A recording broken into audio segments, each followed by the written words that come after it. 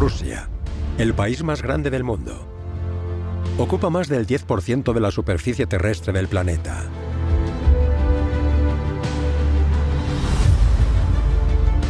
Del Océano Ártico al Cáucaso. Del Báltico al Pacífico. Una gran variedad de paisajes y de recursos naturales. Rusia es el país más grande del mundo y posee una enorme cantidad de recursos. Pero también tiene un problema. Rusia es la potencia terrestre más insegura. No hay barreras geográficas ni al este ni al oeste, y a lo largo de los 24.000 kilómetros de costa norte, no existe un puerto que sea navegable todo el año. Por eso, a lo largo de los siglos, sus gobernantes han intentado ampliar sus fronteras constantemente. La geografía es un factor clave en las decisiones políticas. Determina cómo los estados se han expandido o reducido a lo largo de la historia.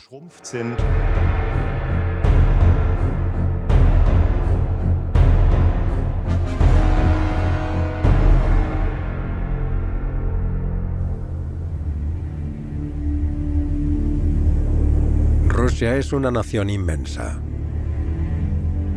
Se extiende por 2 continentes, Europa y Asia. Es casi el doble de grande que Canadá, el segundo país más extenso del mundo.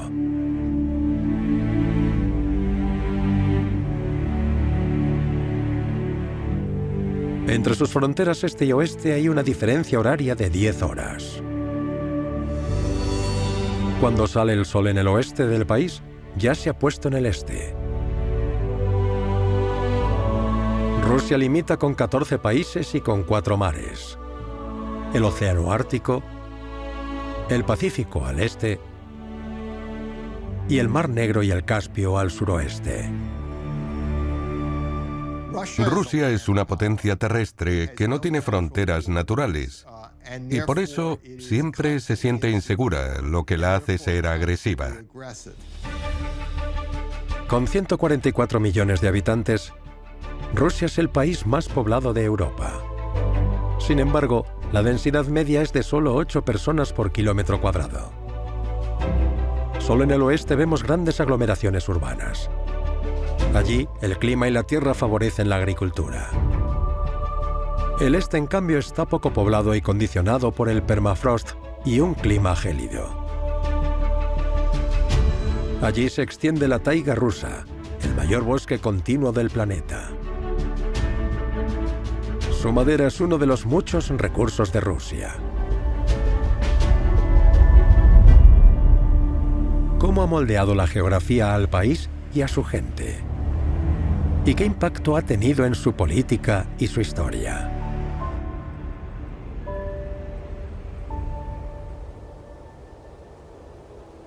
Ostrov, en la actual Ucrania.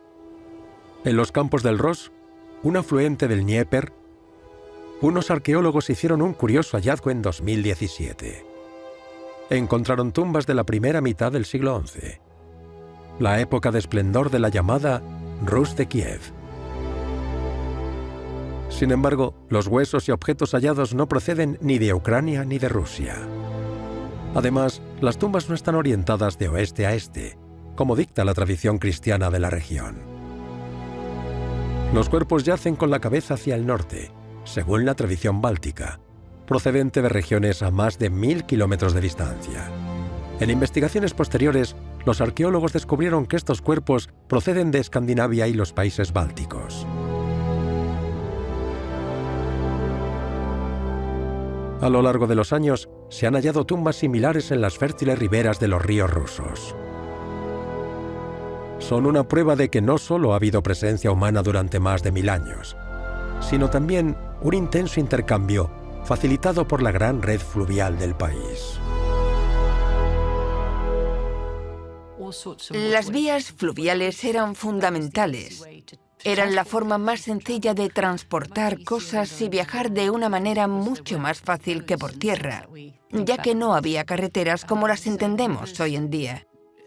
Así que los grandes ríos como el Volga y el Dnieper eran sus autopistas. Con sus 3000 kilómetros, el Volga es el río más largo de Europa. Como el Dnieper, nace en las colinas de Valdai, en el noroeste de Rusia. Desde allí fluyen hacia el sureste hasta el mar Caspio y hacia el sur hasta el mar Negro.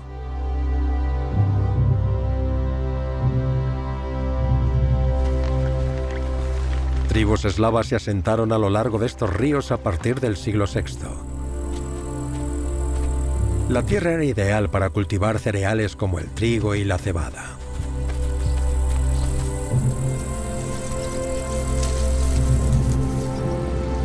Ya en el siglo VIII, los vikingos convirtieron el Volga y el Dnieper en rutas comerciales muy transitadas.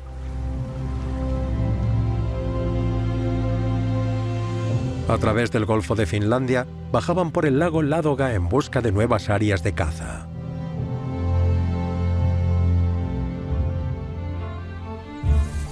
Tanto ellos como los eslavos locales fabricaban prendas de gran calidad con pieles de marta, armiño y visón.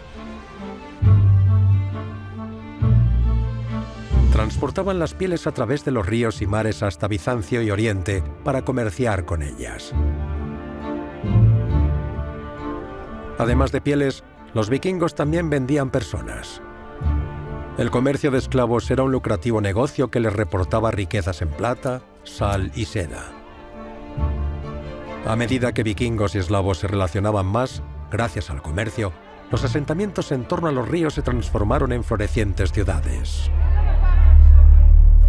Crónicas históricas como la Crónica de Néstor sitúan aquí el origen del pueblo conocido como los Rus.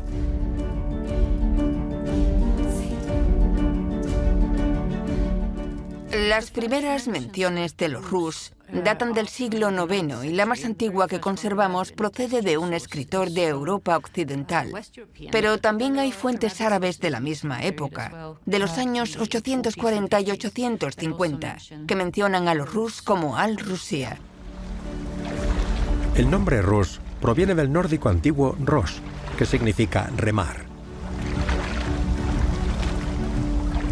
Según la leyenda, al principio, las tribus eslavas intentaron expulsar a los vikingos, pero luego no lograron gobernarse entre ellos y acabaron enfrentados en constantes guerras. Según se cuenta, pidieron un príncipe a los vikingos, Rurik, a quien los eslavos del lago Ládoga se sometieron y ofrecieron tributos. Rurik fundó la ciudad de Novgorod. Sus descendientes gobernarían Rusia como la dinastía rúrica hasta el siglo XVI.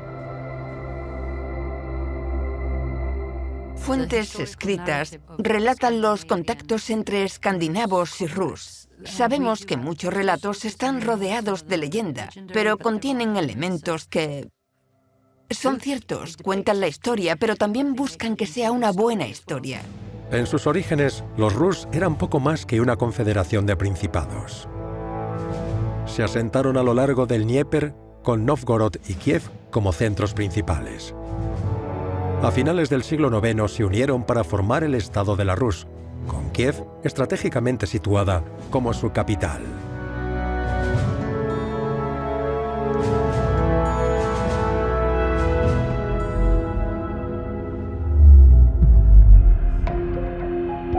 La arqueóloga Charlotte Hedenstierna Johnson y su equipo encuentran a menudo, en tumbas vikingas, pruebas de cómo se mezclaron los pueblos escandinavos y eslavos.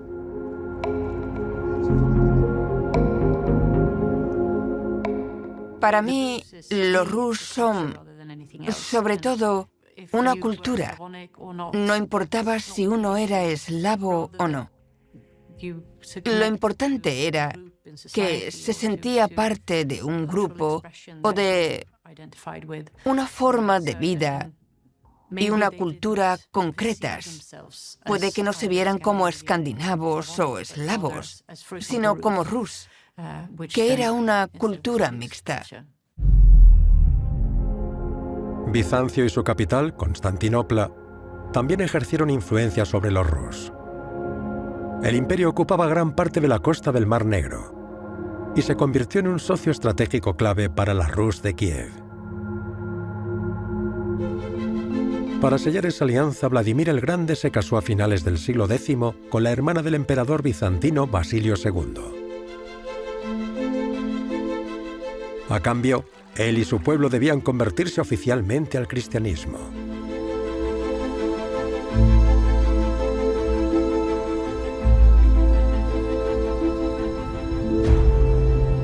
La nueva fe consideraba el poder del Estado como algo otorgado por Dios. Para Vladimir fue una herramienta clave de poder y sentó las bases de una estrecha relación entre Iglesia y Estado.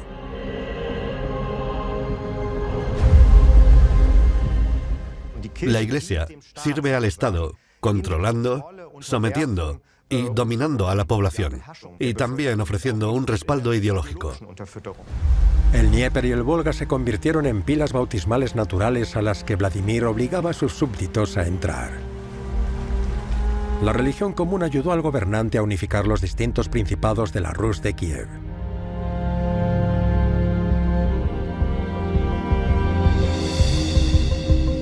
Pero tras su muerte, la recién creada unidad se desmoronó. Durante los siguientes 200 años, los príncipes de la Rus se enfrentaron entre sí. Mientras tanto, una gran potencia surgía en los márgenes de la estepa euroasiática, el Imperio Mongol, al que los Rus llamaban Tártaro.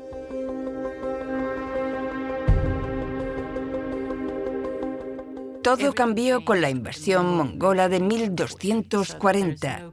A causa de ello no hay una continuidad entre la época vikinga y lo que vemos hoy. Bajo el mando de Batukán, los mongoles sometieron a la Rus de Kiev y fundaron el Kanato o señorío de la Horda de Oro. Los 2 siglos siguientes quedaron grabados en la memoria nacional rusa como la época del yugo tártaro. Los nuevos gobernantes exigieron tributos y se adueñaron de rutas comerciales clave. Así llegó a su fin la era dorada de la Rus de Kiev. Este periodo sigue siendo, aún hoy, políticamente delicado y controvertido. Rusia lo considera el origen de su nación. En cambio, Ucrania y Bielorrusia reconocen la Rus de Kiev como el nacimiento de una cultura independiente. El control de la historia forma parte de cualquier guerra. Una de las razones por las que esta historia es tan importante es porque tenemos la crónica primaria, un documento que afirma contar la historia de los Rus, los príncipes de Kiev y los hechos posteriores. En cierto modo es un mito fundacional, aunque con raíces históricas. La Horda de Oro cambió las reglas del juego entre los Cárpatos y los Urales. En el oeste, la debilitada Rus de Kiev perdía territorios frente a Polonia y Lituania. Pero en el siglo XIV, bajo la protección de sus densos bosques, comenzó el ascenso de Moscú.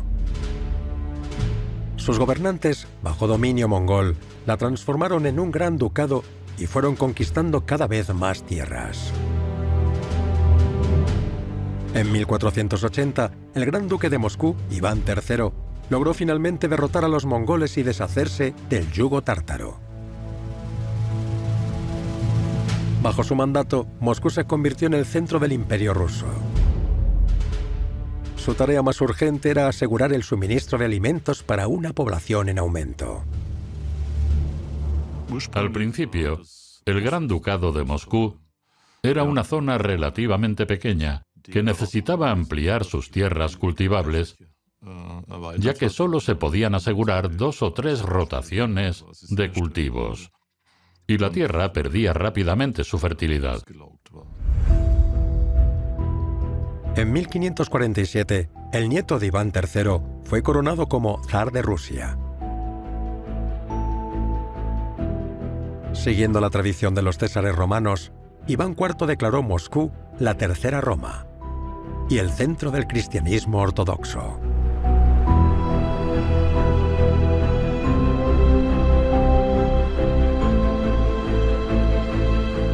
Mientras tanto, el antiguo territorio de la Horda de Oro se fragmentó en varios kanatos independientes.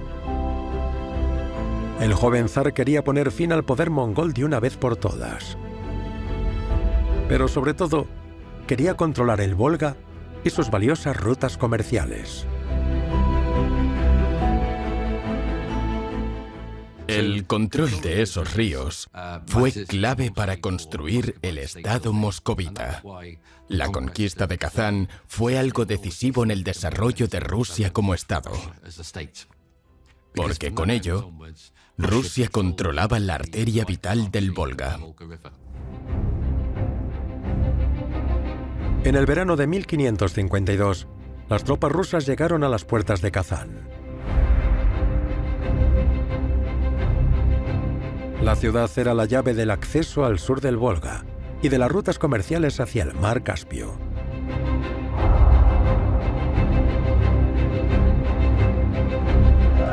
Tras semanas de asedio, las tropas de Iván IV tomaron la ciudad con arietes y cañones y masacraron a gran parte de la población.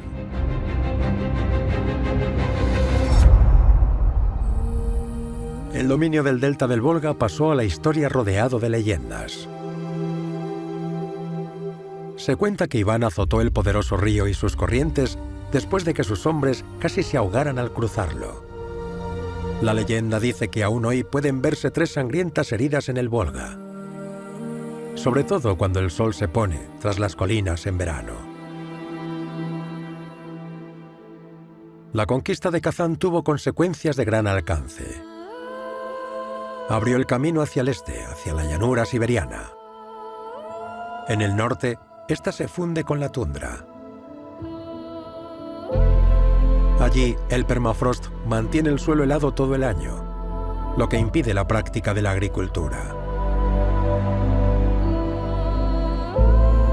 En el sur, los vastos bosques de coníferas de la taiga atraen por su riqueza en madera, pieles y recursos minerales. Sin embargo, las temperaturas de hasta 40 grados bajo cero frenaron la expansión rusa. Y a eso se sumaban los ataques de los kanatos siberianos. Rusia es un estado de gran extensión que surgió como imperio mediante la colonización de sus territorios vecinos. Posee una superficie enorme, muy fácil de conquistar, especialmente desde el este. El gran trauma del zarismo moscovita son las invasiones mongolas, que llegaron desde el este y ocuparon extensos territorios. Para evitar que algo así se repitiera, a finales del siglo XVI se encargó a los cosacos la conquista de las tierras orientales. Estas unidades de caballería y campesinos armados actuaban de forma autónoma en las zonas fronterizas, aunque también luchaban junto a Rusia cuando compartían objetivos.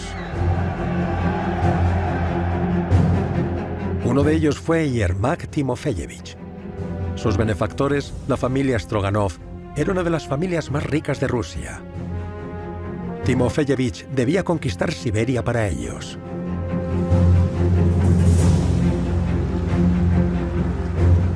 Camino a la capital del Kanato de Siberia, el capitán cosaco y sus casi 1000 hombres tuvieron que abrirse paso en barcas a través de los pantanos. Pero su experiencia y sus modernas armas de fuego les dieron la victoria. Timofeyevich regresó a Moscú con un gran botín.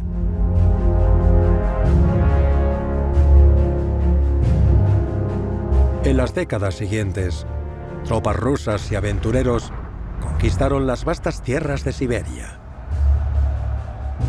Se sometió tanto a los kanatos que quedaban como a la población indígena. Y las riquezas obtenidas financiaron la expansión del Imperio ruso hacia el este. Esta expansión desde el corazón del país se debió a varios motivos. En parte, a la necesidad de protegerse de los guerreros de las estepas durante la Edad Moderna, pero también al interés por los recursos y la productividad. Pero mientras Iván IV lograba expandir su imperio hacia el este, la geografía rusa mostraba su debilidad en el oeste. Rusia tenía puntos vulnerables. El este, por donde invadieron los mongoles y donde, con Iván el Terrible, se conquistó una enorme extensión de territorio. Y el oeste, la parte europea, que fue el siguiente objetivo de la expansión. Salvo por los Urales, entre los Cárpatos en el oeste y Siberia en el este, no hay grandes diferencias de altitud. así que apenas existen fronteras geográficas. La supremacía en el mar Báltico también estaba en disputa.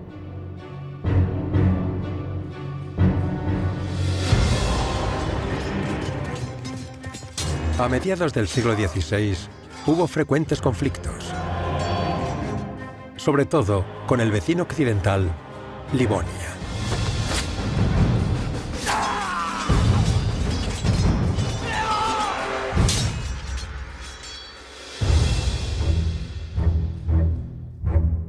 En aquella época, Livonia abarcaba partes de la actual Estonia y Letonia, así como la costa báltica. Con la invasión rusa de Livonia en 1558, Iván IV entró en conflicto con sus potencias protectoras: Suecia, Polonia, Lituania, Dinamarca y la Orden Teutónica.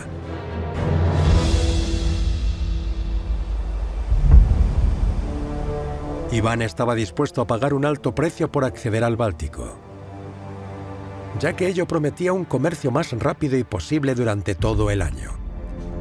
Tras más de 25 años de guerra, Iván el Terrible, como ya se le conocía, tuvo que aceptar la derrota. Pero logró un objetivo. Rusia llamó la atención de las potencias europeas. Esto se convirtió en un problema a comienzos del siglo XVII, cuando el heredero de Iván, Fiódor I, murió sin descendencia. El joven imperio zarista se quedó sin monarca. Mientras las familias nobles rusas luchaban por el trono, las guerras con Suecia y Polonia-Lituania provocaban caos y destrucción en el oeste. Este periodo tumultuoso, llamado Smuta, dejó una profunda sensación de inseguridad y vulnerabilidad en la memoria colectiva rusa. Una de las paradojas de la historia rusa es que, desde fuera, a menudo se la ve como una potencia agresiva, codiciosa y en constante expansión. Si uno mira el mapa, se ve que conquistó muchos territorios ajenos e integró poblaciones enteras. Pero los rusos se ven vulnerables, expuestos por todos los flancos. Solo la coronación del primer zar de la dinastía Romanov y los tratados de paz con Suecia y Polonia-Lituania pusieron fin al caos. Los Romanov lograrían mantener unido aquel inmenso país durante los siguientes 300 años.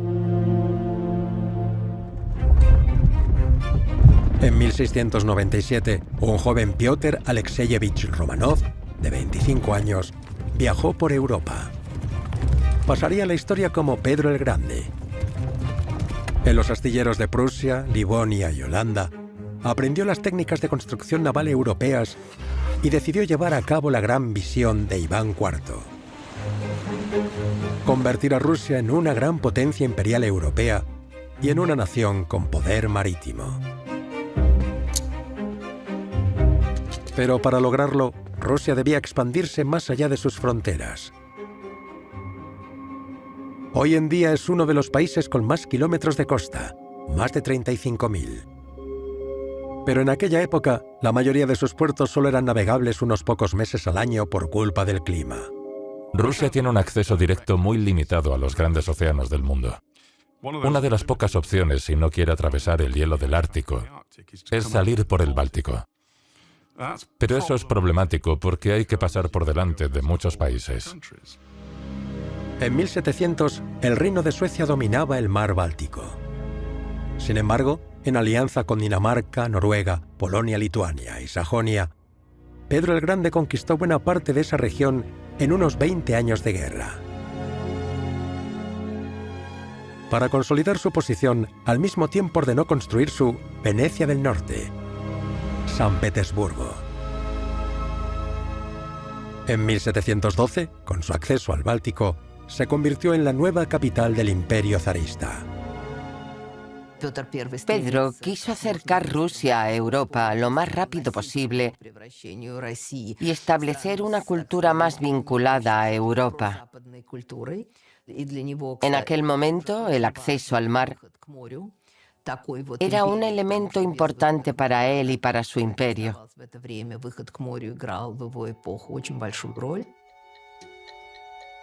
Aunque ocupaba un lugar estratégico, la construcción de la nueva capital fue un desastre. La culpa fue sobre todo del terreno pantanoso y los inviernos helados.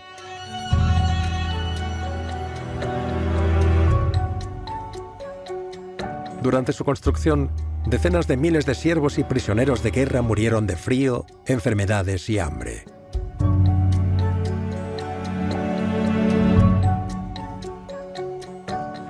El gran objetivo de Pedro era modernizar Rusia siguiendo el modelo de la Europa occidental. Eso incluía la administración, las infraestructuras y también la creación de nuevas industrias como la producción de hierro y el fortalecimiento del ejército.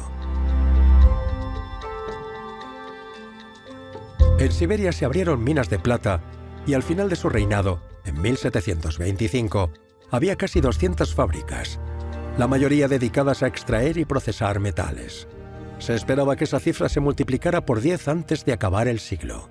Pedro estaba muy interesado en la tecnología occidental más avanzada, sobre todo en el campo naval y militar. Así que Rusia, en ese periodo, se militarizó más que nunca antes en su historia. Catalina la Grande también se benefició de aquello cuando accedió al trono ruso en 1762. Continuó el sueño del zar Pedro: colocar a Rusia a la cabeza de Europa.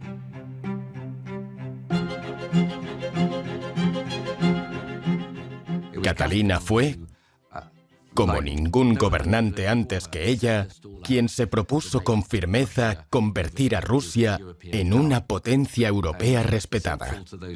Y para lograrlo, era clave ganar territorio en Polonia, en las fronteras occidentales, pero también en el sureste. Allí quería lograr lo que sus predecesores no habían conseguido: una base para la flota rusa en el Mar Negro. El oponente era el Imperio Otomano. En 1770 tuvo lugar una batalla naval crucial frente a Çeşme, en lo que hoy es el oeste de Turquía. En un ataque sorpresa, un convoy ruso hundió gran parte de la flota otomana. Fue la primera gran victoria naval de Rusia.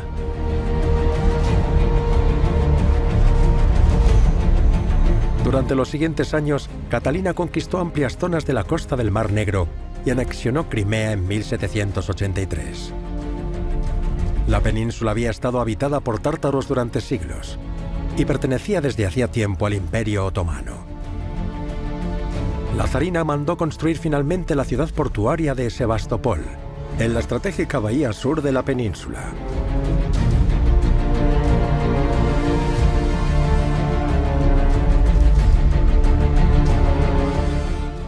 Crimea es muy importante geopolíticamente porque es, en esencia, la cabeza de puente hacia el Mar Negro. Si dominas Crimea, dominas el Mar Negro. Este allanó el camino para que Catalina ganara más territorios en el oeste. Al final del siglo XVIII, gran parte del decadente imperio de Polonia-Lituania pasó a formar parte del Imperio ruso. Eso incluía Bielorrusia y parte de las actuales Ucrania y Polonia. Cuando Catalina la Grande muere en 1796, había convertido a Rusia en una gran potencia europea. Casi 20 años después, Rusia tuvo que hacer frente al conquistador francés Napoleón Bonaparte. En 1812, su campaña lo llevó hasta Moscú, pero acabó en desastre. Al finalizar la guerra, Napoleón había perdido cientos de miles de soldados por hambre, frío y los continuos ataques del ejército ruso. Tras la victoria, el conflicto pasó a la historia rusa como la Guerra Patriótica. El imperio zarista fue visto como el salvador de Europa y pudo participar en la reorganización del continente. Si quieres contar la historia de Rusia de forma breve y que parezca una historia de éxito, lo más fácil es hablar de la expansión territorial. Se ve en un mapa. A finales del siglo XIX, el imperio ruso alcanzó su máxima expansión con casi 23 millones de kilómetros cuadrados. Pero a pesar de sus éxitos militares, seguía siendo un estado básicamente agrario. Mientras la industrialización transformaba Europa, Rusia se enfrentaba a un enorme desafío.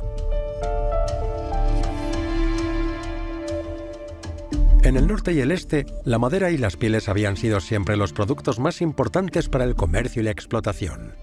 La agricultura, en cambio, se concentraba en el oeste, donde la tierra era especialmente fértil. Se cultivaban cereales como el trigo y la avena para su exportación, sobre todo en la llamada Franja de Tierra Negra, en lo que hoy es Ucrania. Quienes trabajaban estas tierras eran campesinos siervos, que a finales del siglo XIX representaban cerca de 3/4 partes de la población. El problema era que la tierra que cultivaban no les pertenecía y apenas tenían posibilidades de ascenso social o económico. La servidumbre no se abolió formalmente hasta la reforma agraria de 1861, bajo el mandato de Alejandro II. Sin embargo, pocos podían permitirse pagar los altos alquileres de las tierras. Muchos se trasladaron a las ciudades en busca de trabajo en la industria. Aún así, gran parte de las materias primas de Rusia, como el carbón, el oro y los diamantes, se encuentran bajo tierra en Siberia. Una región que, pese a las muchas expediciones de siglos anteriores, apenas contaba con infraestructuras. Eso cambió en 1891 con un colosal proyecto: el ferrocarril transiberiano. Con más de 9.000 kilómetros de recorrido, sigue siendo la línea ferroviaria más larga del mundo. Desde principios del siglo XX, conecta las regiones poco pobladas del este con el oeste de Rusia. Hoy en día, avanza casi en paralelo a la frontera china desde el lago Baikal. Pero en 1903, la ruta pasaba por Manchuria, en el noreste de China. Rusia tenía así una conexión directa con Pekín y Port Arthur, otro puerto en el Pacífico. Ese tramo de la vía también tenía usos militares. Una de las condiciones de China era que Rusia la apoyara en su conflicto con Japón. Japón llevaba años interesado en la región de Manchuria y ya se había asegurado por Arthur años antes. El hecho de que Rusia tuviera ahora acceso al puerto chino fue una provocación para Japón. El Transiberiano tuvo dos consecuencias innegables. Una fue que aceleró la ya de por sí muy intensa migración de campesinos y colonos desde la Rusia europea hacia esa región. Alrededor de 1 millón de campesinos cruzaron los Urales en la segunda mitad del siglo XIX. La otra, mucho menos deseada desde el punto de vista del Estado ruso, fue que esta línea férrea contribuyó a provocar una gran guerra para la que Rusia no estaba preparada. El conflicto escaló dando lugar en 1904 a la guerra ruso-japonesa. El gigante fue derrotado por el Estado insular y Rusia tuvo que retirarse de Manchuria.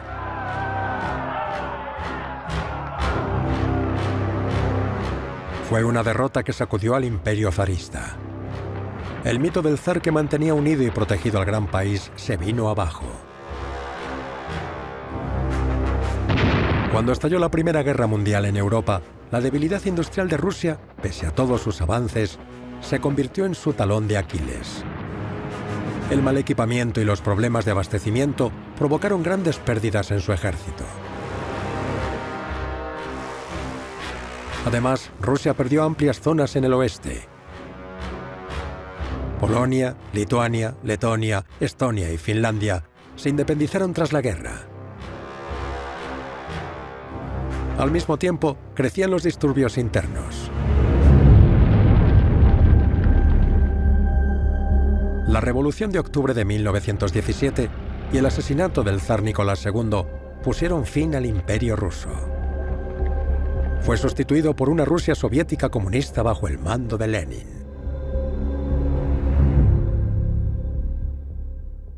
La idea de los bolcheviques era crear una revolución global que triunfara en todas partes.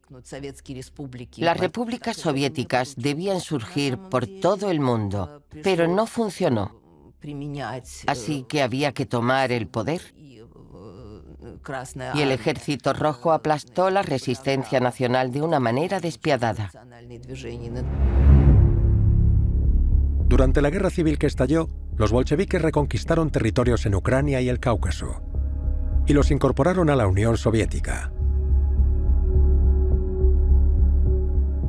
Bakú, en el actual Azerbaiyán, fue especialmente importante.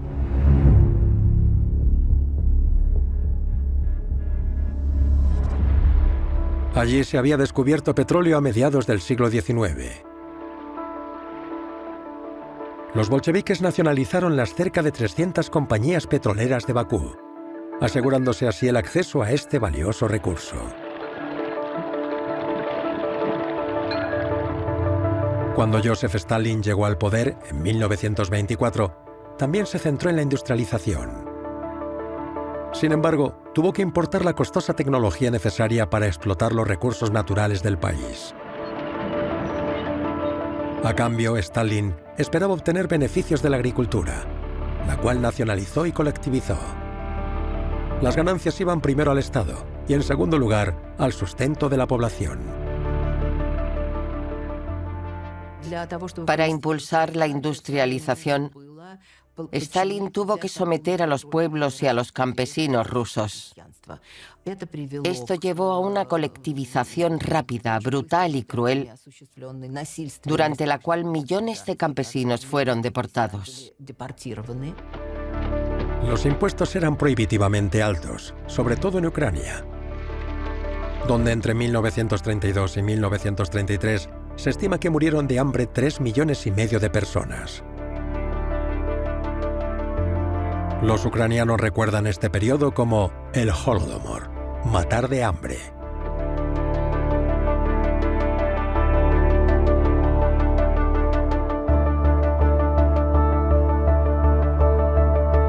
Quien se resistía al duro régimen de Stalin acababa en campos de trabajo, los llamados gulags.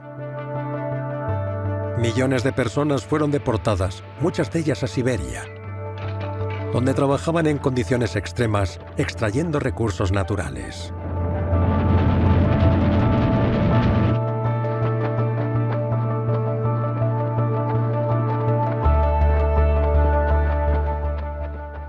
Durante la época del Gran Terror, a principios de los años 30, los campos y las cárceles se llenaban cada vez más. Y en el aparato de seguridad del Estado surgió la idea de utilizar a estas personas como mano de obra. El trabajo esclavo fue una constante del sistema stalinista hasta su final, a mediados de los años 50. Mientras que los predecesores de Stalin demostraban su poder, sobre todo expandiendo su territorio, él entendió que, en el siglo XX, la base del poder estaba bajo el suelo ruso. Allí las reservas de materias primas eran casi inagotables. La inmensa extensión del país, sobre todo en el este, adquirió un nuevo significado. Las prioridades eran, primero, la profundidad estratégica y, segundo, el comercio. Pero luego los campos de petróleo se volvieron absolutamente esenciales para ellos. El acceso al crudo no solo garantizaba seguridad energética en el siglo XX, también significaba poderío militar.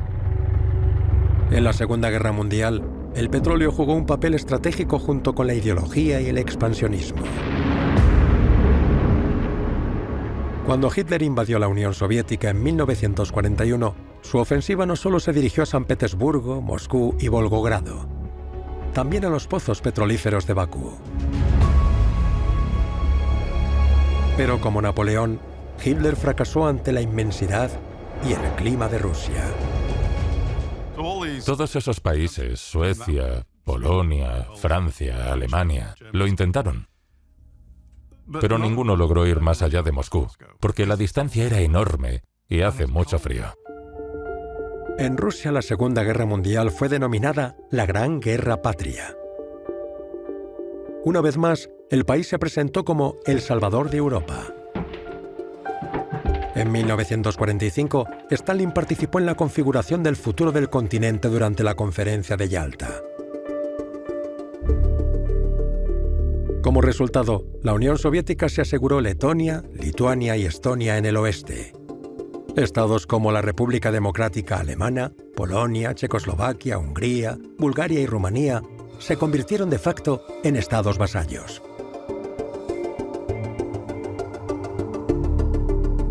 Los aliados de la Segunda Guerra Mundial pronto se convirtieron en enemigos ideológicos. Surgieron la Organización del Tratado del Atlántico Norte, liderada por Estados Unidos en Occidente, y el Pacto de Varsovia, liderado por la Unión Soviética en el este. La URSS detonó su primera bomba atómica en 1949, poco después que Estados Unidos. Ambas potencias siguieron armándose durante las siguientes décadas y establecieron más y más bases militares en sus fronteras. Los estados vecinos prosoviéticos servían como zona de amortiguamiento para la URSS. El principal enemigo es la OTAN. Y como no hay barreras naturales como grandes cordilleras, salvo el Cáucaso, la única forma de crear zonas de amortiguamiento era mediante la ocupación de territorios. Sin embargo, desde los años 60, estas llanuras también sirvieron para otro propósito: la construcción de oleoductos. Estos permitían exportar también gas natural, asociado a la extracción de petróleo. Mientras que el petróleo podía transportarse fácilmente en barriles, el gas requería tuberías selladas. La URSS explotaba cada vez más yacimientos de petróleo y gas, por ejemplo, en la región del Volga-Ural y en Siberia Occidental. La demanda de combustibles fósiles tendió un puente entre las rígidas fronteras del este y el oeste. Existe una imagen, un estereotipo de la Unión Soviética como un país aislacionista o autosuficiente, que no quería tener relación económica con el resto del mundo, pero eso dista mucho de la realidad. Uno de los frutos de su búsqueda de socios internacionales fueron, precisamente, los acuerdos energéticos. En febrero de 1970, la Unión Soviética logró que la República Federal de Alemania se convirtiera en su cliente mediante el acuerdo conocido como tuberías por gas. Alemania suministró las tuberías y concedió un préstamo de 500 millones de euros para construir el oleoducto. A cambio, la URSS le entregaría 3.000 millones de metros cúbicos de gas al año. En los años siguientes se cerraron acuerdos similares con otros países europeos. Fue un paso que marcó el ascenso de Rusia como el mayor productor mundial de gas y el inicio de una dependencia mutua.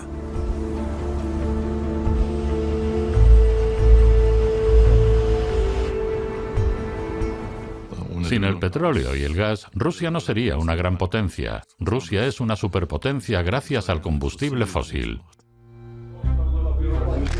Tras la caída de la Unión Soviética en 1991, Rusia no solo tuvo que enfrentarse al reto de posicionarse en el mercado global, sino también al de redefinir su papel geopolítico. Numerosos estados del oeste y sur de Rusia declararon su independencia. Crimea, de gran importancia estratégica, pasó a formar parte de Ucrania. El problema es que Rusia quería conservar Sebastopol como base naval. Ambos países llegaron a un compromiso con el Tratado Naval de 1997. Rusia alquilaría las instalaciones portuarias y, a cambio, Ucrania recibiría descuentos en el gas natural. Un trato beneficioso para ambos, hasta que a partir del año 2000, más y más países del este de Europa se unieron a la OTAN. El actual presidente, Vladimir Putin, considera esto una amenaza para Rusia. Otros países, especialmente Estados Unidos, imponen sus normas a los demás. Han sobrepasado los límites en todos los ámbitos. Esto afecta tanto a la política como a la economía. Rusia sabe que si Ucrania ingresa en la OTAN o en la Unión Europea, dejaría de ser un imperio europeo y pasaría a ser un imperio euroasiático o incluso solo asiático. Putin creyó poder evitar eso con la anexión rusa de Crimea en 2014 y el ataque a Ucrania en 2022. Tras años de desarme nuclear desde el final de la Guerra Fría, ahora amenaza a Occidente con el uso de armas nucleares. Putin no solo instrumentaliza la historia, sino que la convierte en propaganda de un pasado glorioso idealizado. En ese pasado, Rusia aparece como un país rodeado de enemigos por todas partes. Por eso ahora intenta recuperar su influencia sobre esos países por todos los medios posibles.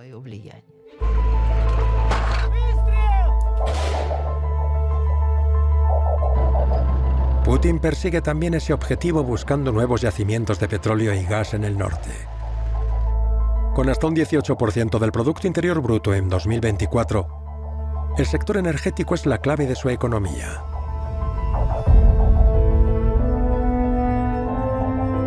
Rusia es el estado con más kilómetros de costa en el Ártico y posee un inmenso territorio en esa región. En los años 80, Rusia y otros 4 países acordaron mantener el Ártico libre de conflictos. Los acuerdos establecían zonas económicas exclusivas de 200 millas náuticas en el Océano Ártico. Pero las condiciones han cambiado. Hasta ahora, las costas árticas rusas solo eran navegables unos pocos meses al año.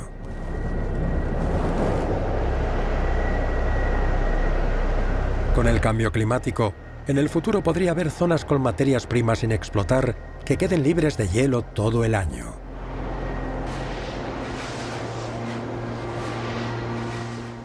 Los ricos recursos que atesora la zona del Ártico son la razón por la que Rusia considera esta región su base nacional de recursos. Políticamente, el Polo Norte no pertenece a ningún país. Pero en 2007, Rusia plantó su bandera en el lecho marino bajo el hielo del Polo Norte, reclamando que este formaba parte de su plataforma continental. La expedición al Ártico en 2007 coincidió con el discurso de Putin en la Conferencia de Seguridad de Múnich, donde ya había declarado la guerra a Occidente. Ese es el contexto y la razón por la que esa bandera tuvo un significado tan especial en el Polo Norte.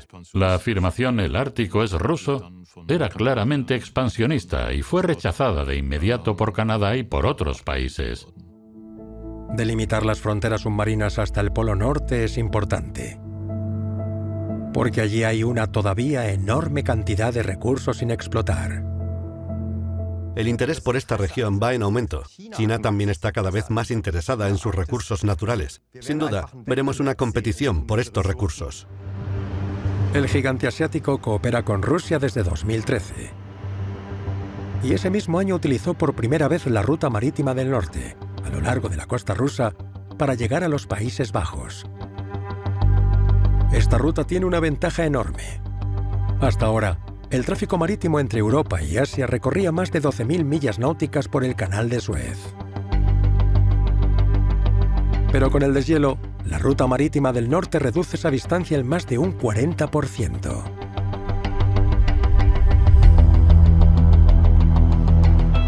China también financia varios proyectos para ampliar la infraestructura del gas ruso.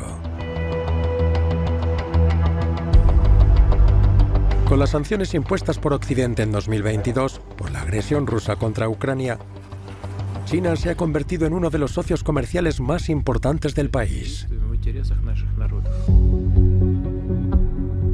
Oficialmente, Rusia sigue llamando al Ártico una zona de paz, estabilidad y cooperación.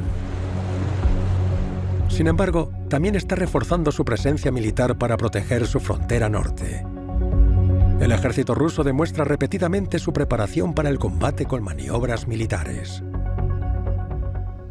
Podemos ver que Rusia está reforzando su presencia militar en el Ártico. Compite por la influencia y la geopolítica, pero también por los recursos de esta región. El Ártico no solo es un sistema de alerta temprana del cambio climático, sino también el escenario de una lucha por los recursos. La guerra de Rusia contra Ucrania muestra que quiere reconstruir el gran imperio de la Unión Soviética. Pero al mismo tiempo, a Putin le interesa una reestructuración global en la que Occidente tenga menos poder. El mapa del mundo cambiará para siempre si Rusia puede continuar esta agresión con impunidad y sin sanciones. Esta guerra viola el derecho internacional. Debemos volver a un mundo en el que prevalezca la inviolabilidad de las fronteras y ningún Estado invada a su vecino por ambiciones imperialistas. Eso debe pertenecer al pasado. A pesar de su tamaño y su riqueza en recursos, Rusia sigue viéndose amenazada por sus debilidades geográficas.